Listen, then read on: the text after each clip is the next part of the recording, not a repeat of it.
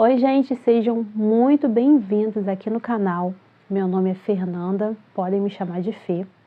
Hoje nós vamos conversar um pouquinho sobre esse assunto, um assunto muito delicado que comoveu mais uma vez todo o Brasil. E é um assunto que tem um outro assunto por trás que foi um pouco menos comentado, e hoje nós vamos falar um pouquinho sobre isso, sobre o caso da professora Soraya Tatiana e o seu filho Matheus França.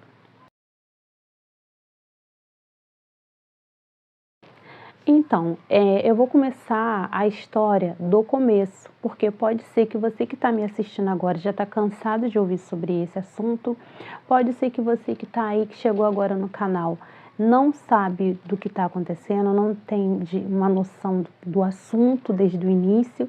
Então, eu achei legal, antes de chegar ao ponto-chave do que eu quero comentar com vocês aqui, contar a história desde o início, tá bom? Então, a história em si, ela começa no dia 18 em si, infelizmente começa uma história que é o fim, né, de uma vida. Então, como tem, assim, a gente tem que tomar cuidado com nomes e tal, eu apelidei, assim, coloquei o nome da tia, né, a tal da tia que recebeu a ligação como Nina, mas na verdade eu acho que não foi divulgado o nome dela e eu também não sei o nome dela. Mas para não ficar assim, né, uma coisa meio desleixada, eu preferi colocar o apelido de tia Nina. Então, assim, a tia Nina é a tia, né, até então, de consideração do Matheus. No dia 19 de julho, pela manhã, tia Nina recebe uma ligação. Como, né, qualquer pessoa, ela atendeu o telefone e era o Matheus. Ele estava preocupado porque ele tinha tentado falar com a mãe dele desde a noite anterior e ela não estava respondendo às mensagens que ele estava enviando, provavelmente via WhatsApp, não sei. Então ele liga para a tia Nina para pedir com que ela olhe se o carro da mãe dele, a Soraya, está na garagem, que a garagem é uma garagem privativa do prédio ali, do prédio em si, e tinha como saber se o carro da Soraya estava no estacionamento ou não. Então a tia Nina, né, vai lá, preocupada já, para olhar para ver se o carro estava na garagem. E o carro estava na garagem. Então ela fala com o Matheus que o carro está na garagem e ele pede para chamar mais uma vez lá no apartamento e ninguém responde. Então ele mesmo chama um chaveiro, né, e pede com que o chaveiro vá até o apartamento para abrir a porta para ver o que estava acontecendo, se ela tinha passado mal e tal. O chaveiro chega no apartamento, abre e a Soraya não está no apartamento. E ela fala, né, fica aquela preocupação. Então, Matheus, que tinha viajado a noite anterior para a Serra do Cipó, uma viagem que já estava agendada com seus amigos, retorna da viagem, né, com antecedência, para poder saber o que estava acontecendo, onde é que estava a mãe dele. Quando ele chega, ele vai imediatamente comunicar ao pai e eles vão em alguns hospitais, liga para algumas amigas da mãe, ele dá uma olhada, né, nas câmeras ali de segurança ali ao redor do prédio e ele não consegue encontrar, eles não conseguem nenhuma resposta das amigas da mãe. Eles vão em alguns hospitais e não tem entrada dela, né, nenhuma registro de entrada dela em hospitais. Então o pai e o filho decidem ir à delegacia para poder fazer ali o boletim de ocorrência do desaparecimento de Soraya. E eles vão à delegacia, fazem o boletim de ocorrência e a polícia, né, começa ali as buscas em hospitais e tudo mais pela Soraya, que até então estava desaparecida. E então, Matheus já tinha, né, feito suas próprias buscas com o notebook pelas câmeras ali de segurança, lembrando que uma das funções, ele tinha curso, ele sabia mexer, né, com essas coisas. Ele não era um funcionário público, ele era contratado pela prefeitura ali, ele estava prestando serviço de consultoria, mas ele tinha outros cursos, ele sabia bem, né, como fazer essas coisas, e ele não encontrou. Eles tinham entrado em contato com amigas, da mãe, as amigas, e ninguém tinha notícia, já tinham procurado em hospitais, mas então, né, devido a essas faltas de resposta, eles decidiram ir à delegacia fazer o boletim de ocorrência. E ali na delegacia, Matheus registrou, né, que na sexta-feira ele saiu de casa para essa viagem. A mãe estava na sala, provavelmente assistindo televisão, com uma roupa cinza, não sei se era uma blusa, uma camisola cinza. E ele saiu, né, para a tal da viagem dele. E ele se preocupou porque ele havia mandado mensagem para a mãe algumas vezes e ela não respondia às suas mensagens. Então ele decidiu, devido às circunstâncias, voltar da viagem, comunicou ao pai. Então a família começou ali pelas buscas e foi isso que ele disse até então ali no seu depoimento na delegacia. A polícia esteve no apartamento, não havia sinais de arrombamento, não havia sinais de nada, estava tudo assim consideravelmente no seu devido lugar, como qualquer casa. Então, o desaparecimento da professora Soraya ficou uma incógnita, porque ele também insistia muito com que a polícia trouxesse resposta, ele queria muito saber o que aconteceu com a mãe. Ele mesmo enviou para a delegacia vídeos com, né, dali ao redor ali, tudo, que não tinha registro nenhum, filmagem, né, gravação de que a mãe havia saído com o carro. Então, toda aquela insistência ali com a polícia em cima, e as buscas da Soraya ficaram aí sendo feitas pela polícia nos hospitais, esses locais assim, como se costuma fazer geralmente quando desaparece alguém. Porém, depois de buscas, né, da polícia, família, aquele desespero, infelizmente, no dia 20 de julho, as buscas chegaram ao fim. O corpo de Soraya foi encontrado, infelizmente, sob um viaduto, somente ela estava seminua. Havia alguns sinais que no início a polícia achou ser de violência sexual. E o corpo estava ali sob um viaduto, se não me engano, conjunto, Adélia Issa, o nome do viaduto ali, no bairro ali mesmo de Vespasiano, ali no local, ali na redondeza mesmo. O corpo dela foi encontrado ali, né, de uma forma que no início deu-se a ideia de que fosse algum tipo de roubo, em seguida de morte, com violência sexual. O corpo foi levado pela polícia para o ML, para fazer lá os exames, a autópsia, tudo direitinho, né? Para que depois fosse liberado para a família. E após a liberação do corpo, foi feito ali o velório, o sepultamento da professora Soraya. A professora Soraya Tatiana era uma mulher muito querida. Para falar a verdade, eu lembrei muito das minhas professoras. Eu tive professoras maravilhosas que eu não esqueço o nome. Professora Irine, professora Rosemary, professora Thelma, que foi a minha primeira professora. E todas elas, quando foi dada as características da professora Tatiana, Soraya, né, Soraya Tatiana, eu lembrei das minhas professoras, porque elas realmente têm professoras que têm esse dom. Elas ensinam de uma forma que você não esquece, você fica apaixonada pela matéria, você se apaixona pela matéria.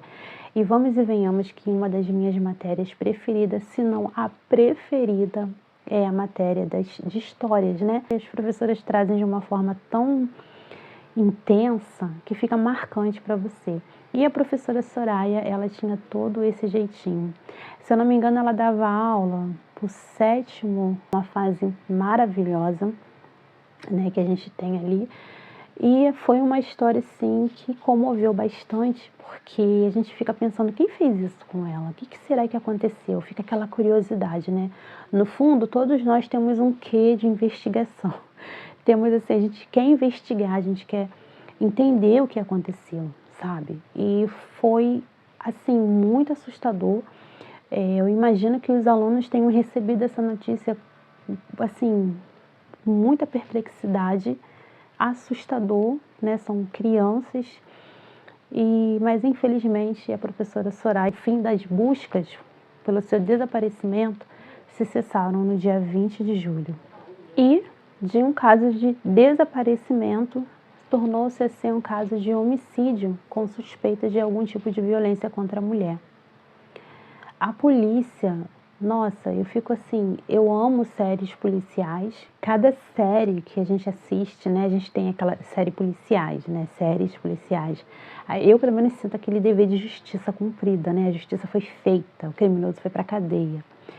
E a polícia, apesar, assim, fora a parte, alguns casos, né, de não conhecimento público, e o caso da Vitória Regina de Cajamar, que foi um caso assim que realmente fez com que a polícia nos passou assim, uma sensação de descontrole, de bagunça, e até então a gente não sabe o que será, né? Como que vai ser o fim desse caso, como que vai ser feita a justiça. Estamos crendo em Deus, mas o caso da Vitória é um caso à parte. Estou querendo dizer que em relação à polícia, eu tenho me admirado muito com a polícia, porque eu não tinha muito. Eu não gosto muito desses casos. Eu tô aqui, né, com vocês, aqui no canal, por uma questão assim de divina. Porque esses casos, para você passar, para você comunicar, para você fazer vídeo, você tem que estar muito inteirada, muito absorvida ali daquele assunto. E eu acredito assim que quem já faz esses vídeos há bastante tempo, hoje está até um pouquinho já acostumado. Mas para mim, me dói muito. Assim, é muito difícil você ter que ficar ouvindo diversas vezes, estudando, entendendo o que está acontecendo ali para você tirar a sua própria conclusão para poder passar uma mensagem, que é esse o meu objetivo aqui, passar uma mensagem. E então, no fim, né, do caso todo, o corpo, né, dela foi encontrado no dia 20 e a polícia, ela já tem uma vasta experiência com isso. Muitos casos é midiático, mas muitos é anônimo. Mas a polícia, ela já está acostumada. Você chega ali contando a tua história e eles já têm a noção se você está mentindo ou não. E desde que esse caso foi passado, né, da professora Soraya, foi passado para a polícia, desde o primeiro depoimento, eles já tinham mais ou menos uma ideia do que poderia ter acontecido. Mas a polícia, ela precisa agir no silêncio, para não assustar, né, assim, quem for suspeito ali, os devidos suspeitos ou o suspeito. E a polícia agiu assim nesse caso da professora Soraya. Eles tiveram uma noção do que estava acontecendo e começaram a investigar. E infelizmente, no dia 25 de julho, a polícia chegou até a pessoa que cometeu esse crime com a professora Soraya Tatiana. E para a decepção, frustração e perplexidade da polícia e dos familiares, foi o próprio Mateus, seu filho. Seu único filho, o filho que ela gerou, criou, educou, ensinou. Esse rapaz tem vários cursos. Ele tinha um bom emprego. Tudo com investimento e muito suor e trabalho de sua mãe. Para no final, a última pessoa que ela viu em vida foi o seu próprio filho tirando a sua vida. Isso é inadmissível. O que é que está acontecendo com o ser humano? O que realmente aconteceu? Como eu disse, a polícia, a polícia brasileira, ela precisa ser mais valorizada, num geral, porque em cada caso que eu vejo, a polícia tem sido, inclusive até aqui no Rio de Janeiro, a polícia tem sido assim muito rápida em esclarecer, né, as tramóias aí dos suspeitos. E o que acontece? A polícia não fica sentada, a gente chega lá e faz o nosso depoimento, o boletim de ocorrência e tal, ela não fica sentada analisando, conversando, eles vão em busca. E devido à experiência de lidar com esses assuntos, né, eles conseguiram chegar até o Mateus. Mateus estava na sua casa, na verdade, na casa do seu pai.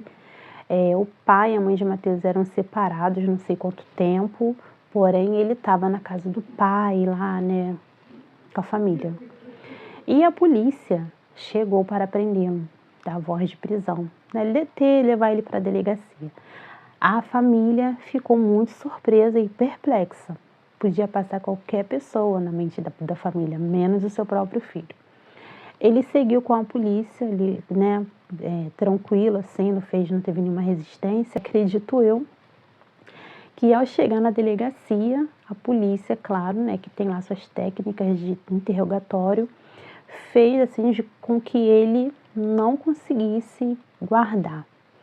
E ali ele confessou o que aconteceu realmente, né, que a gente acredita que aconteceu realmente dentro do apartamento. É um assunto que precisa ser falado, enfatizado, porque tem gerado aí muitos, eu tenho observado de verdade que tem acontecido casos muito parecidos, mas assim, a mídia em si realmente não tem divulgado muito, eu não sei porquê, não é? Mas é um caso assim muito perigoso e deveria ser falado mais. Porém, eu também não sei o que poderia ser feito em relação a isso. Mas a realidade é que o Mateus, mesmo com seu bom emprego, com seu salário, não sei por que esse rapaz de 32 anos ainda morava com a mãe. Eu não sei por quê, né? Não sei se é por escolha, porque ela queria, eu não entendi muito bem. Eu entendo que a gente fica adulta, a gente quer viver a nossa própria vida. A gente quer ter a nossa casa, quer ter liberdade. Né? Eu não sei, essa parte não me desceu muito bem. Que eu acredito que, né, até para dar privacidade para sua mãe. Mas ele morava com a mãe e eles aparentemente, né, viviam bem. Eu já tive fonte que disse que ele não era uma pessoa assim muito, aparentemente covarde, entendeu? Com mulheres. Já alguns dizem que ele era bom rapaz, era muito bom com a mãe, que colegas próximos não nem acreditou quando veio, né, à tona essa verdade. Mas devido às circunstâncias, eu prefiro acreditar na parte de que algumas pessoas dizem que ele era um ser covarde. Esses joguinhos de aposta é muito estranho. Porque antes você tinha que ir, se é que ia, não sei como funciona, porque o que eu conheço de jogo é o que eu vejo nos filmes. Né? Esses filmes que você só vai para Las Vegas, aquele CSI Las Vegas, o que eu conheço de jogos de dinheiro, você ganhar dinheiro, é por televisão. Mas eu tenho noção, mesmo pela televisão, que esses jogos são totalmente manipulados.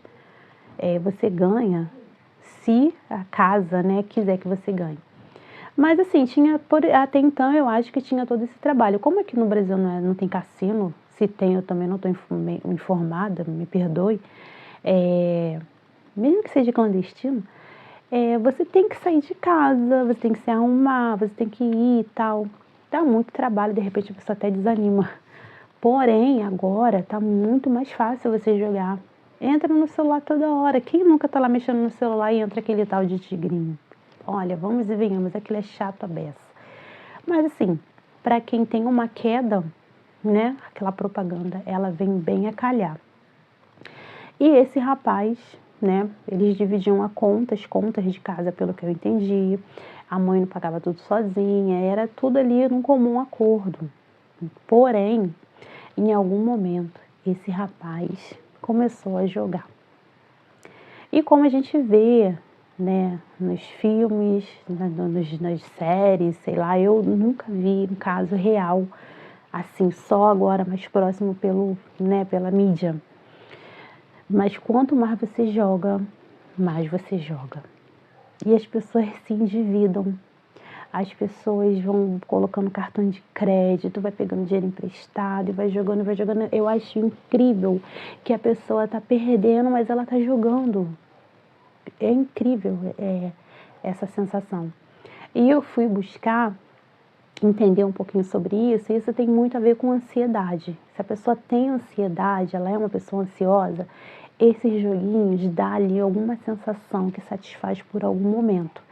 Aquela sensação que você vai ganhar, entende? E você não ganha, então você quer jogar mais para poder você ganhar. E de uma certa forma uma coisa vai completando a outra. Porém, você vai só perdendo e se endividando.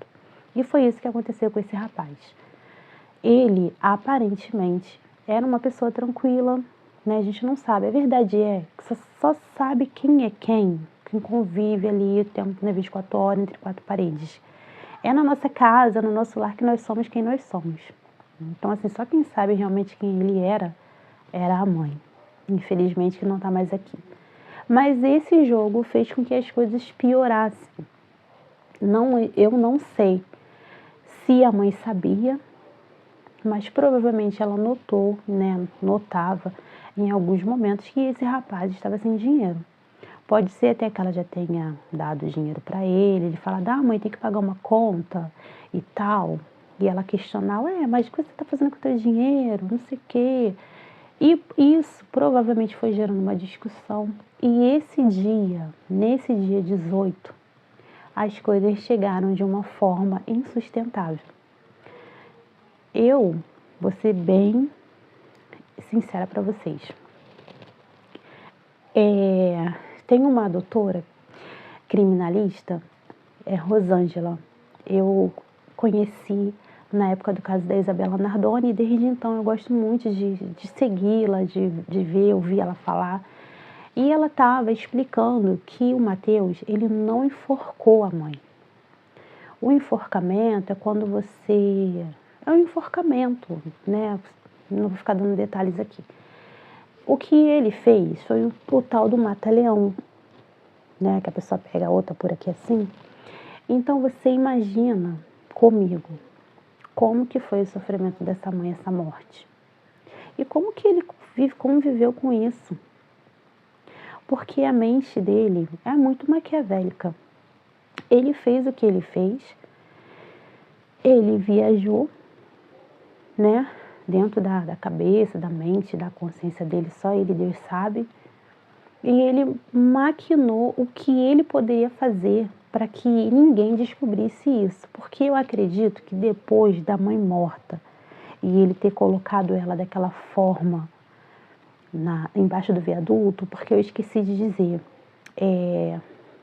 eu não sei se ela já estava assim, eu não sei em que momento ele teve essa ideia, porque é despistar, né, qualquer desconfiança dele, de deixar a mãe seminua, tirar a parte de baixo. Ela estava só com uma blusa, ela estava sem nada por baixo. Aí ele colocou um lençol e cobriu ela ali. Voltou para casa e simulou ali, foi viajar. Aí você pergunta, como é que não tem isso nas câmeras? Então, ele entende disso. Ele sabe mexer, então ele editou, entendeu? Porque tem ele saindo, porque ele colocou o corpo da mãe no porta-malas e saiu. Deixou o corpo da mãe no viaduto e voltou para casa. Essa parte ele editou. Antes que a polícia pedisse as fitas, sei lá, ele mesmo e entregou. Aí você pensa comigo, os policiais experientes. A gente vê qualquer vídeo na internet, a gente sabe que aquilo foi editado. Imagina os policiais que já estão acostumados. Uma dessas aí, né? Isso aí foi uma das coisas que ele deixou ali, a polícia já atenta, que foi uma das coisas que levou até ele. Mas você entende? Ele editou, ele planejou, ele calculou. Não, para ninguém pensar que fui eu vou fazer assim, assim. Ele até então deixou bem claro que ele agiu sozinho, ninguém sabe, ele não comentou com ninguém. Eu acredito de verdade que realmente ele não fez isso. Porque quando ele chegou foi preso, foi detido, os criminosos lá perguntaram por que ele estava ali. Eu não sei se foi ele ou alguém, eu acredito que alguém deve ter falado, não sei. E quando eles ouviram o que ele fez, ele teve que ser transferido para outro local, porque ele estava sendo ameaçado de morte. O ser humano tem um vazio. Nós precisamos que esse vazio seja preenchido com Deus, com o Senhor Jesus. Só Ele que preenche a gente, que nos satisfaz. Você pode preencher com bebida, com drogas, com jogos, você pode tentar preencher com o que você quiser. Você nunca vai estar satisfeito. Nunca vai estar satisfeito. Você vai estar sempre vazio. E esse vazio, dependendo das circunstâncias, dependendo do ser que você seja, pode sim fazer com que você até cometa crimes. Por isso que o ideal é a gente nem se envolver com certos tipos de coisa. Ele tinha uma boa vida, uma mãe maravilhosa, morava com a mãe, não precisava ter dor de cabeça com aluguel, com limpeza, com isso, com aquilo. Provavelmente essa mãe fazia tudo, limpava tudo, como eu disse, né? Ela não tinha nem privacidade. Ali saiu aí nas notícias tal, que ela não tinha... Também como que ela poderia ter algum tipo de relacionamento, não é mesmo? E aí, eu fico pensando, né? O que está acontecendo com as pessoas? O que está acontecendo com as pessoas é a falta de alguma coisa. E essa alguma coisa, essa falta, ela só pode ser preenchido com o Senhor. Não é alguma coisa. É o Senhor que pode nos preencher. E esse rapaz, ele estava vazio, ele estava frustrado, em algum momento, ele foi jogar e ele acabou se viciando essa questão toda de jogos. Então, gente, para resumir, no dia 18, na sexta-feira, provavelmente, não foi no horário que ele relatou lá no seu depoimento, quando ele confessou, não foi nesse horário, porque me parece que o horário que ele falou, esse horário, o corpo da mãe já estava no local que ele havia colocado. Então, provavelmente foi mais cedo, pode ter sido mais 5 e pouca, né, a discussão ali, o que aconteceu ali, infelizmente. Isso foi no dia 18 de julho, numa sexta-feira, e ele foi viajar. E no sábado pela manhã ele ligou para a tia Nina, né, fez toda aquela encenação, e no dia 20, já no domingo mesmo, o corpo foi encontrado, houve ali o velório, o sepultamento. No dia 25, ele foi detido pela polícia, ele confessou o crime, tudo o que aconteceu, ele permanece detido, ali, e enfim, né, de em diante, a gente já sabe o que vai acontecer. Mas o que eu gostaria de ficasse bem forte aqui para nós, para você que está assistindo, porque assim, a gente está enfrentando um momento financeiro muito difícil no Brasil todo.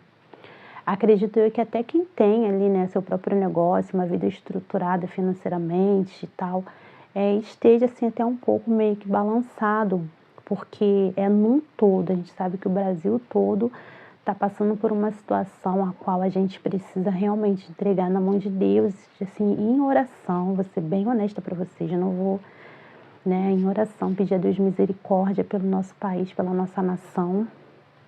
E tem muitas pessoas enfrentando dificuldades financeiras muito grandes, e muitas dessas pessoas pode estar caindo nessa expectativa de, quem sabe, se jogar ali X valor, vai, né, ganhar X valor. E às vezes até fazendo planos de pagar contas, de comprar alguma coisa para dentro de casa, vai saber, a gente não sabe. Quando a gente está desesperado, a gente fica ali idealizando muitas coisas. Mas a gente sabe também que é tudo manipulado, uma coisa do mal mesmo. Então, assim, eu sei que tua vida pode estar difícil, a minha também tá, de muita gente tá, mas aguenta firme, não caia em jogatina, não caia nessa ilusão de jogos, sabe? Muitas pessoas que jogam parece até ter uma vida estabilizada, mas você vê que elas vão se endividando, vai colocando cartão de crédito e tal, algumas tiram as suas próprias, né, vidas. E é uma situação muito delicada que, ao meu ver, né, que sou um pouco leiga nesse assunto, eu achava que isso deveria ser falado com mais intensidade, sabe? não há muito o que se fazer. Cada um tem o seu celular agora, pode jogar pelo celular, coloca de cartão de crédito, mas vamos ter pelo menos consciência. Diga não ao jogo. Né? Vou colocar assim, hashtag diga não ao jogo.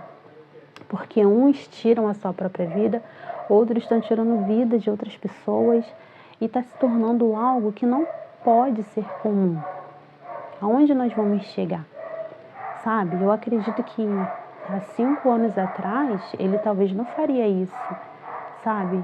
O jogo, o vício, ele acaba com a gente. A palavra de Deus diz, para o homem, há caminhos, né? Há caminhos que parecem perfeitos, mas no final é caminho de morte, né? O caminho parece perfeito, mas no final nos leva à morte. Que é isso, você pode estar ali pegando o joguinho, jogando, achando que vai ganhar, não ganha, vai de novo, não ganha, vai de novo, não ganha, você quer ganhar, e quando vê você está no fundo do poço. Então, incentiva aí a galera, a sua família, seja quem for, que estiver ouvindo esse vídeo, diga não ao jogo. Deixa aqui os meus sentimentos pela família da professora Soraya, pela escola, pelos alunos, acho que é mais de 2.000 alunos, eu acho que ela já deu aula, pessoas que ela deixou, né, uma memória gostosa ali. Que você possa ficar com esse vídeo, se você puder comentar, curtir, compartilhar, vai ajudar o crescimento do canal. Quero dizer para você também, tem um link aí na descrição do canal, do meu livro Em Seus Olhos, um romance que eu escrevi e publiquei pela editora Autografia. Muito legal também, é uma história brasileira com um pouquinho de fantasia, você vai gostar bastante. E é isso, vamos ficando por aqui com o vídeo de hoje.